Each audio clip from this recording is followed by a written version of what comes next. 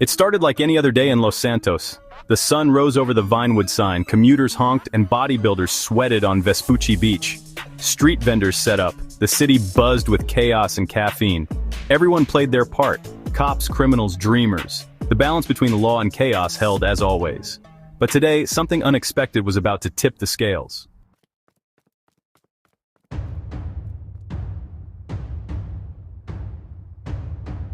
The first sign that something was wrong was small. A flicker in the city's digital flow, traffic lights stuttering, a credit card machine freezing, headphones crackling with static. These glitches multiplied, billboards pixelated, phones crashed, smart homes went haywire. The digital heartbeat of Los Santos was becoming erratic, but no one was connecting the dots yet.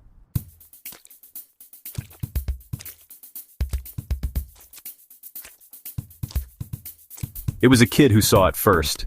Lying in Mirror Park, he spotted a dark, silent shape above the city, motionless, a void in the blue sky. Soon, others noticed. Phones came out, photos spread online. Was it a stunt, a drone, or something else? The object just hung there, silent, unexplained, capturing the city's gaze.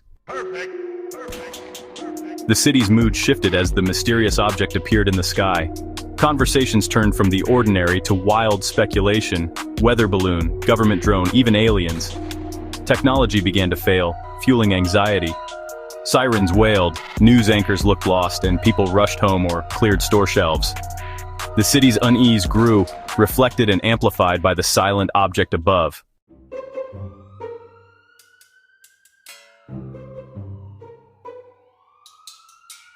The blackout came without warning. One moment, the city buzzed with life, the next, everything went dark. Phones lost service, Wi-Fi vanished, and credit card machines froze. Police radios went silent, leaving officers cut off and confused. The digital world had collapsed, isolating everyone. Above, the mysterious object loomed, a silent threat that had paralyzed Los Santos without a single sound.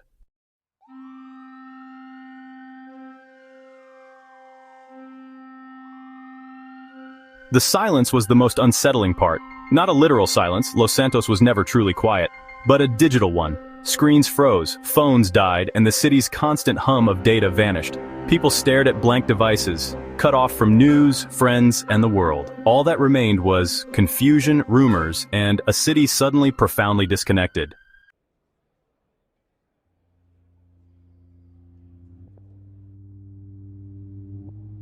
Inside Mission Row Police Station, panic simmered beneath the surface. The dispatch center was dead, no signals, just static. Orders went unheard, frustration mounting. The city map was frozen, useless. Every frequency was just static, no backup, no intel. Officers on the streets were alone, cut off. Police responses froze, chaos rising. The thin blue line was now thousands of isolated threads. Perfect.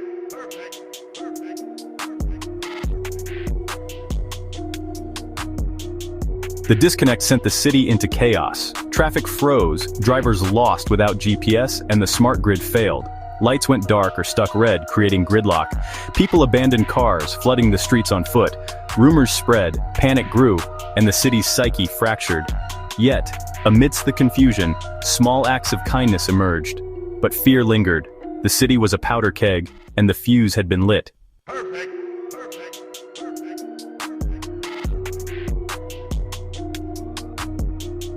It didn't take long for the city's less savory elements to grasp the situation. For them, the digital silence wasn't a catastrophe, it was an opportunity. A small-time crew of burglars watching the chaos unfold from their apartment in Davis grinned at each other. No alarms, no security cameras transmitting footage, no way for a homeowner to call the cops. It was an open invitation. They grabbed their crowbars and bolt cutters, their hearts pounding with avarice. The city was a locked treasure chest, and someone had just handed them the key. The normal risks of their profession had been temporarily suspended. The first reports, which would later be pieced together from eyewitness accounts, were of brazen, low-level crime. Convenience stores and gas stations were hit first. A couple of thugs would walk in, their faces uncovered, empty the cash register, and walk out. The clerk with a dead phone line and no silent alarm could only watch helplessly. On the streets, muggings became commonplace. Anyone walking alone, staring at a dead phone, was an easy target. The predators of the city were emboldened, realizing that the shepherd was blind and the flock was scattered. This was more than just petty crime. More organized groups saw a once-in-a-lifetime chance. A team that had been casing a Vangelico jewelry store for weeks decided to accelerate their plans. Why wait for the dead of night when the middle of the day was just as good? They smashed the front window with sledgehammers in broad daylight, the sound of breaking glass barely registering over the din of the city's panic. Shoppers screamed and ran, but no sirens followed. The crew worked quickly, stuffing bags with diamonds and watches, their movements confident and unhurried. They knew the police response, if it came at all, would be slow and uncoordinated. The chaos fed on itself. The sight of a store being looted encouraged others to do the same. It started with a few, then it became a crowd. A Ponsonby's high fashion store in Rockford Hills had its windows broken, and within minutes a mob was tearing through the racks, grabbing designer clothes and expensive handbags. This wasn't just about greed, it was about the breakdown of social order. The invisible rules that governed society had been erased by the static. For a law-abiding citizen, it was terrifying. For a criminal, it was beautiful. It was the day the house always loses.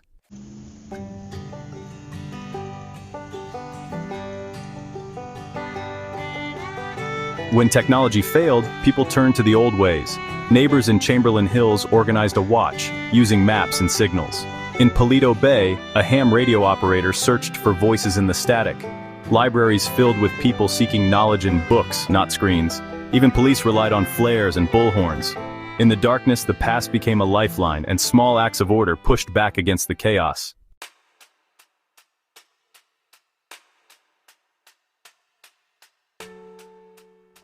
As the afternoon sun began to dip towards the Pacific, casting long, ominous shadows across the city, a new and more dangerous phase of the chaos began. The initial shock was wearing off, replaced by a raw and desperate energy. The crimes were escalating from theft to violence. Disputes over abandoned cars or dwindling supplies in looted stores were being settled with fists and, increasingly, with weapons. The thin veneer of civilization was cracking under the pressure, revealing the raw survival instincts beneath. Los Santos was regressing, its complex social structure collapsing into a more primitive state of being. The police were overwhelmed. The few officers who had managed to return to their stations reported a city spiraling out of control. They spoke of brazen armed robberies, of gang members openly clashing in the streets, taking advantage of the LSPD's paralysis to settle old scores. Without communication, there was no way to send reinforcements or coordinate a tactical response. The officers who were still out there were forced to make impossible choices, intervene in a violent crime and risk being overwhelmed, or fall back and preserve their own ability to help later. The city was on fire, and all they had were buckets. The fear was now a tangible thing, a foul taste in the back of everyone's throat. Families huddled in their homes, locking their doors and barricading their windows, listening to the sounds of sirens and shouting outside. The sense of isolation was absolute. They were cut off, with no way of knowing when, or if, help would arrive. The object in the sky remained, a silent black sentinel overseeing the city's descent into anarchy. It seemed to be watching them, a passive observer to the chaos it had unleashed with its mere presence. Inside the Mission Row police station, the chief of police stood before a whiteboard. The digital maps were useless, so they'd gone back to basics. He and his senior staff were trying to build a picture of the city's status, using only the verbal reports from the few officers who had made it back. The picture they were building was apocalyptic. It was clear that their current strategy, or lack thereof, was failing. The city was bleeding out and they were powerless to stop it. They needed a miracle. They needed to reach the one group that might have the power to cut through the noise, the military at Fort Zancudo.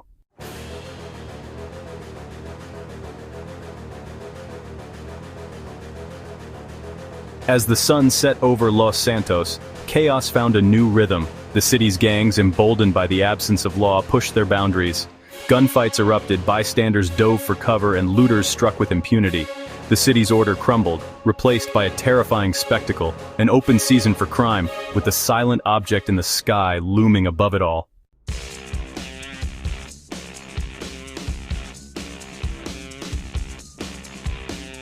At Mission Row Police Station, chaos reigned.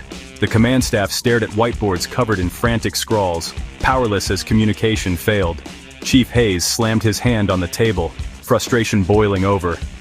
"We can't direct or support our officers," he growled.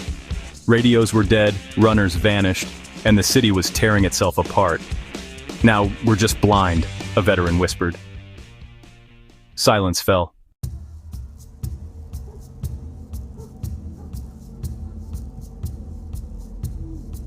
Not everyone hid. As systems failed, some citizens took action, banding together, defending their homes and helping neighbors.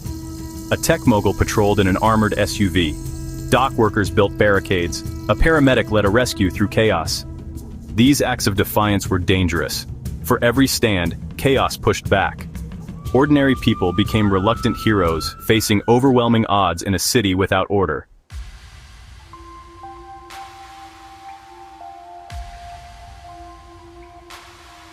In the tense Mission Row Command Center, Captain Rossi had a desperate idea. Watching the old sergeant with the broken radios, she remembered the old ways, Morse code. In a world of jammed signals, maybe the simplest method could break through. The sergeant quietly said, "I know it, they made us learn it in basic training." He pointed to a dusty old radio in storage. If anything could get a message out, it was that.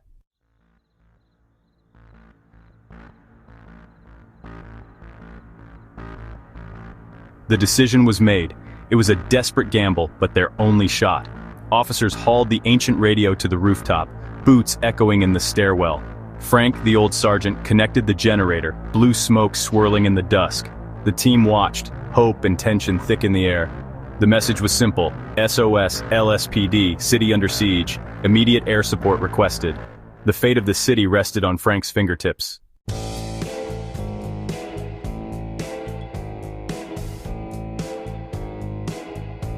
With a firm, deliberate motion, Frank began to tap the key. The powerful generator hummed, and the massive radio unit glowed with life. Each press of the key sent a powerful pulse of energy slicing through the blanket of interference. Dit-dit-dit-da-da-da-dit-dit-dit SOS, the simple universal distress call. He repeated it 3 times, letting the signal bore its way through the noise, hoping it would find a friendly ear.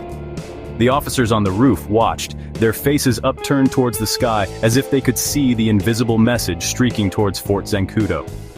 Frank methodically tapped out the rest of the message. His movements were precise, a stark contrast to the chaos unfolding in the streets below.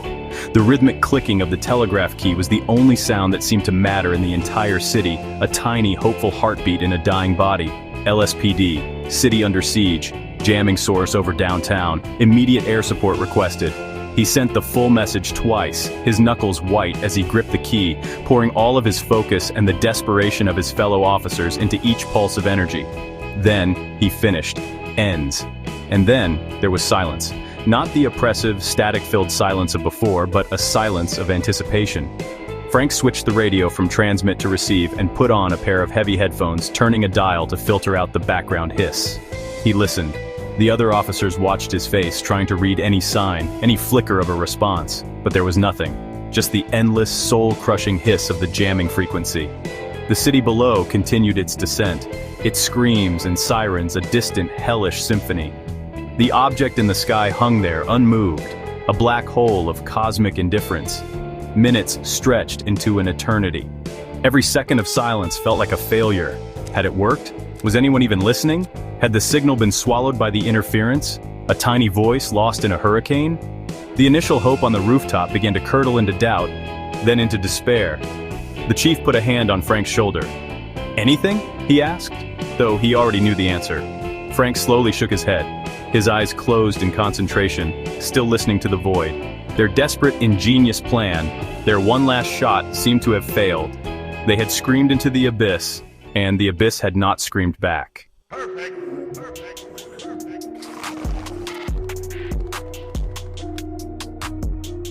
Far from the chaos of Los Santos, Fort Zancudo sat silent in the Gran Senora Desert. In a dim bunker, Airman Miller monitored dead radio frequencies, bored and half asleep. Suddenly, beneath the static, he heard a faint, rhythmic pulse. Morse code. Miller's heart raced. These frequencies were for emergencies only. He grabbed a notepad, ready to transcribe the impossible message.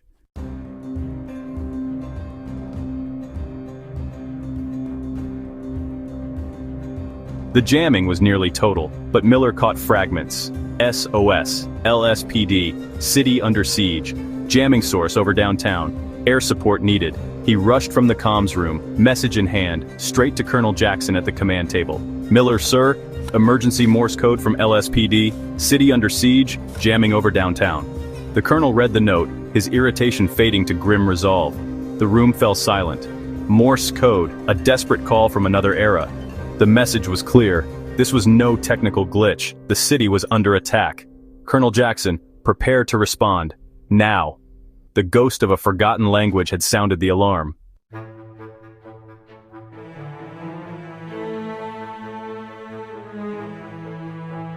Colonel Jackson studied the Morse code, the weight of its meaning settling over the room. Miller, the signal's weak, sir. Analog transmitter, simple enough to cut through the jamming. The colonel nodded, understanding the tactical edge. The enemy had jammed everything modern but not the oldest trick in the book. Officers snapped into action, triangulating the signal, pulling satellite feeds, reigniting the military machine. Colonel Jackson, get me the Pentagon. Request immediate intervention. The order was historic. The city's plea could not be ignored. The clock was ticking.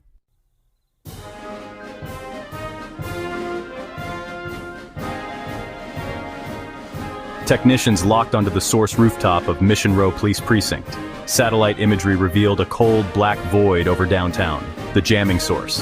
The LSPD's message was real. Drone feeds showed Los Santos in chaos. Fires, looting, roadblocks, anarchy. Colonel Jackson received authorization, neutralize the threat, restore order.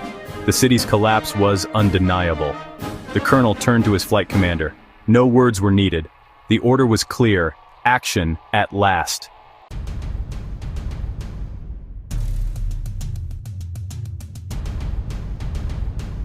Scramble the jets, full combat loadout. Klaxons blared. Pilots sprinted to their P996 lasers, faces set with resolve. Ground crews armed the jets, canopies sealed, engines roared. Pilots ran checklists, ready for a fight with the unknown. Orders, fly to Los Santos, identify and destroy the target. One by one, jets launched, afterburners blazing into the twilight. 6 lasers banked south, silver arrows aimed at the city's heart. The cavalry was airborne.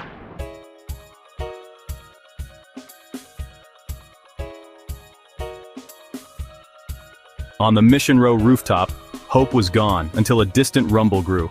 Officers looked up, 6 jets streaked overhead, roaring above the chaos. The city paused. Looters, fighters, citizens, all eyes skyward. The jets circled the black anomaly, a promise of rescue and retribution. For the first time in hours, Los Santos held its breath.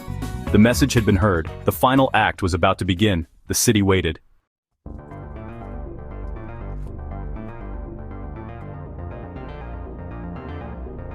In the bunker, Miller listened as the Morse code faded, his role complete. Colonel Jackson watched the city burn on the drone feed. No more time to wait. Technicians confirmed. The jamming source was real, the threat undeniable. Colonel Jackson, scramble the fighters, arm for air-to-air, target the anomaly. The order cut through the tension. No hesitation, only resolve. Jets launched, engines screaming.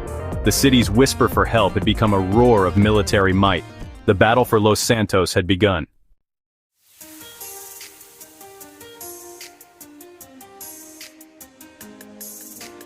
The order to scramble was a spark in a tinderbox.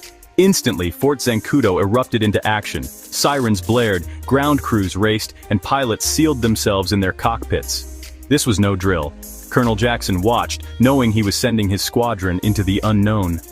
The jets thundered down the runway, afterburners blazing, climbing into the twilight sky, ready to face a threat no one could define.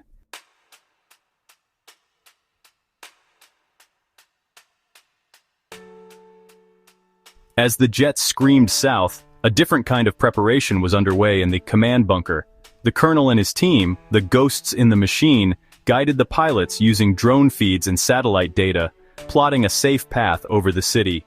The Zancudo ghosts, experts in stealth, flew low and silent, an unseen force ready to strike. The silent standoff above Los Santos was about to end.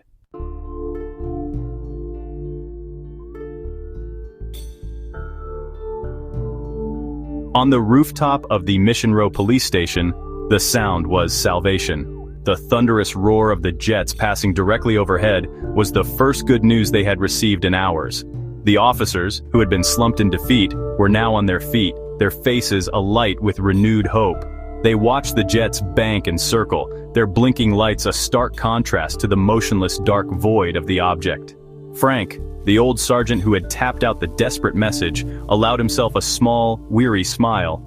His ghost of a signal had summoned angels, or at least, angels armed with Sidewinder missiles. The arrival of the military was a seismic event that rippled across the entire city. The sound of the jets cut through the cacophony of chaos on the ground, a noise so powerful and so alien that it commanded attention. In the middle of a looting spree, a mob froze, their arms full of stolen electronics, and looked to the sky. In a back alley, two rival gang members who were moments from shooting each other paused their conflict, their personal war suddenly seeming insignificant. The entire city, from the panicked citizens to the emboldened criminals, stopped and looked up. For the ordinary people hiding in their homes, the sound was a mixture of terror and relief. They rushed to their windows, peering through the blinds at the military hardware now circling above them. The jets were a symbol of order, a sign that the authorities had not completely abandoned them. It suggested that the nightmare might have an end. A small seed of hope was planted in the hearts of millions. Perhaps tomorrow the phones would work. Perhaps tomorrow the police would be back on the streets. Perhaps tomorrow would be normal again. The jets represented the perhaps. The object itself remained impassive, seemingly unaware or unconcerned by the new arrivals. It continued to hang there, a silent black hole in the sky. But the dynamic had fundamentally changed. It was no longer just an object and a city it was tormenting. It was now a target. The jets began to tighten their circle, their movements precise and predatory. The city below became a vast amphitheater, its millions of inhabitants now a captive audience for a confrontation they could not have imagined just a few hours earlier. The sky over Los Santos had become a stage for the final act.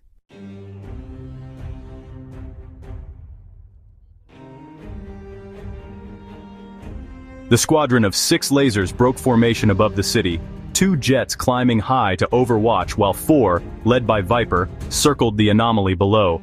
Viper's senses were razor-sharp as he locked his missile system onto the vast, featureless object. The city held its breath. The final confrontation was about to begin.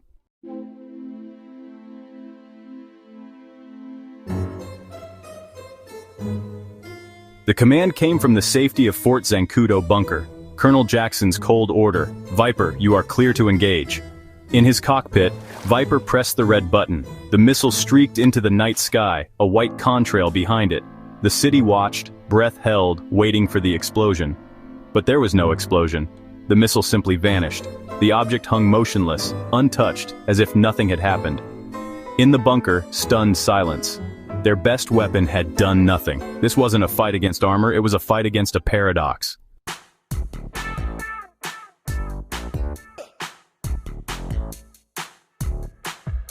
All wings, switch to cannons, full auto. Viper's squadron circled the anomaly, unleashing a storm of cannon fire. Tracers and shells vanished into the black void. No impact, no effect. It was like firing into a wall of nothing. "Cease fire!" Viper shouted, frustration boiling over. The pilots realized this wasn't an enemy they could fight. The object hovered, invincible and utterly alien above the city.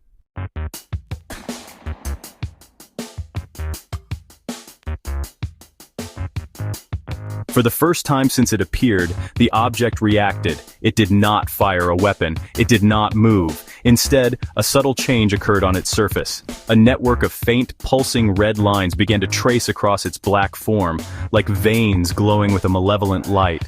The pattern was intricate and geometric, spreading rapidly until it covered the entire object. It was no longer a simple void. It had become a vast, glowing circuit board hanging in the sky. The passive observer had woken up, and the city below watched in a new wave of terror. The red glow bathed the tops of the downtown skyscrapers in an ominous, bloody light. The pilots in their jets saw the change instantly. Their systems, which had previously registered the object as a cold, inert mass, were now screaming with alerts. Energy surge detected. Viper's onboard computer blared in his ear. Massive EM spike originating from the target.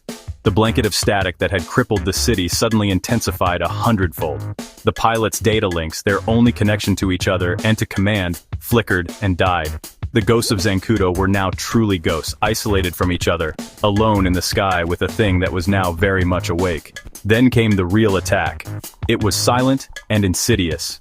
From the glowing red lines on the object's surface, pulses of energy shot out, not as destructive beams but as targeted bursts of electromagnetic force. One of these pulses struck Viper's wingman.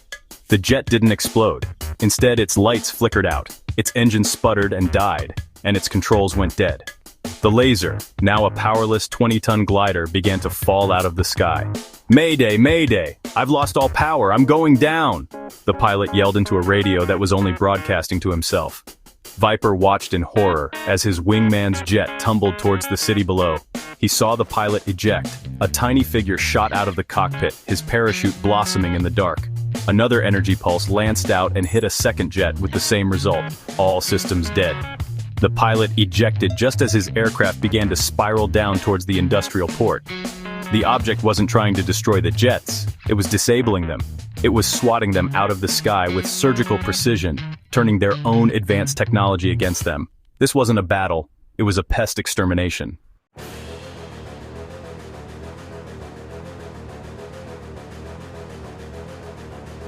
Viper was in a desperate fight for survival.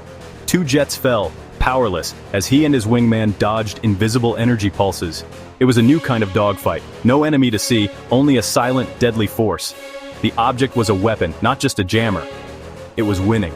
Colonel Jackson ordered a retreat, sending a blunt signal, abort mission. Viper saw the retreat code. They had lost. He fled north, the alien object glowing victoriously behind him.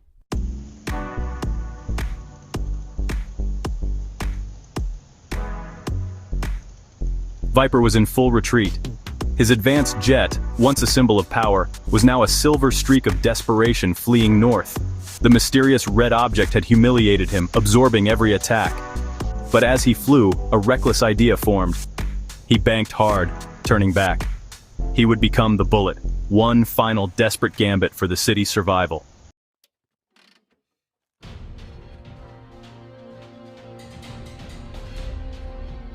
Viper pushed his throttle to the limit, his jet screaming past the speed of sound.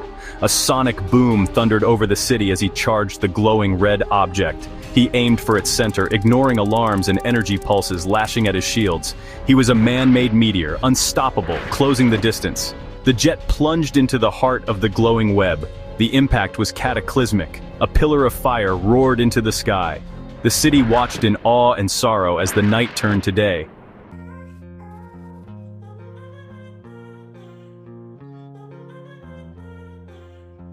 The pillar of fire burned for a long moment, a silent, raging monument in the sky. Then, as quickly as it had appeared, it imploded. The light and fire collapsed in on themselves, vanishing into a single point of nothingness. The massive black object was gone. The sky where it had hung for hours was now empty, populated only by the stars and the lingering smoke trail of the jet's final charge. The ominous, oppressive presence that had held the city hostage had been erased. The battle was over. The silence that followed was different. It was not the static-filled, oppressive silence of before. It was a clean, empty, roaring silence. The first sign that everything had changed came from the pockets of the people on the street. A single iFruit phone, its screen dark for hours, suddenly lit up. The boot up logo appeared, followed by the home screen. At the top of the screen, a single bar of signal appeared. Then 2. Then full bars. All across the city, millions of devices were coming back to life simultaneously. The digital world, which had been dead and buried, was being resurrected. A single collective chime seemed to sweep across the metropolis as phones reconnected to the network, a sound that was more beautiful than any symphony. In the Mission Row police station, a radio that had been hissing with static for hours suddenly crackled to life with a clear voice. Patrol 15, do you copy? What the hell is going on out there? The dispatch center erupted in cheers. Officers grabbed their radios, their voices overlapping in a joyous, chaotic flood of communication. They were connected again. They were a police force again. The chief of police grabbed a microphone, his voice booming across the newly restored network. All units, this is command. The threat is neutralized. I repeat, the threat is neutralized. Begin restoring order, now. The digital nervous system of Los Santos had been rebooted. The internet flickered back on. The television signals returned, showing stunned news anchors trying to make sense of the incredible events. The GPS systems recalibrated, placing cars back on the roads instead of in the ocean. The jamming was gone. The silence had been broken, replaced by a roar of data, of communication, of connection. The city, which had been fragmented into millions of isolated islands, was becoming a whole again. The cost had been immense, but the war was over.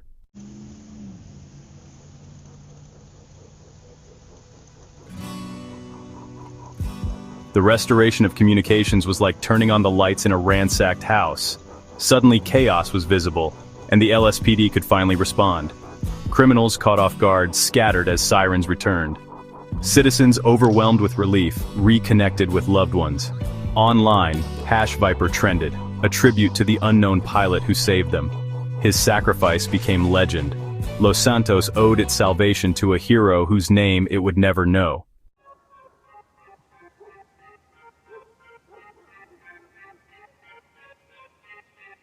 The next morning, the sun rose on a city that was bruised, battered, and hungover, but undeniably alive. The sky was its normal, hazy blue. The mysterious object was gone, its existence now feeling like a strange, collective dream. The cleanup had begun. Tow trucks were clearing the freeways of abandoned vehicles. Business owners were boarding up their shattered windows, sweeping glass from the sidewalks. The city was scarred, but the process of healing had already started. The Symphony of Los Santos was back, but it was playing in a different key now, a more somber, more appreciative tune.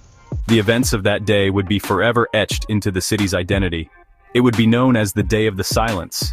It became a local legend, a story to be told and retold, growing more fantastic with each telling.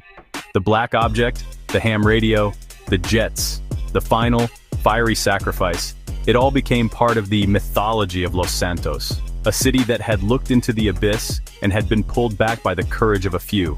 It was a reminder that for all its crime and cynicism, the city had a heart, and it had heroes.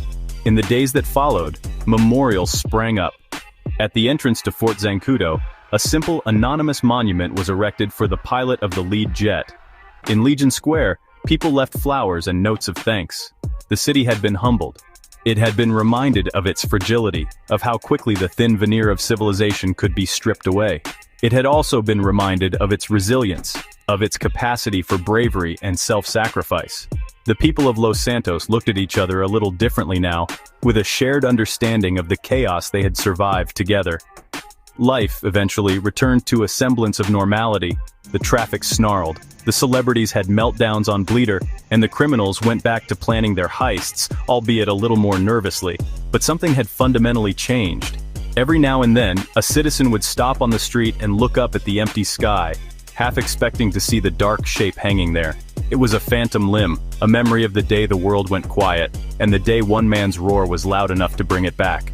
Los Santos would never be quite the same, and that perhaps was not such a bad thing.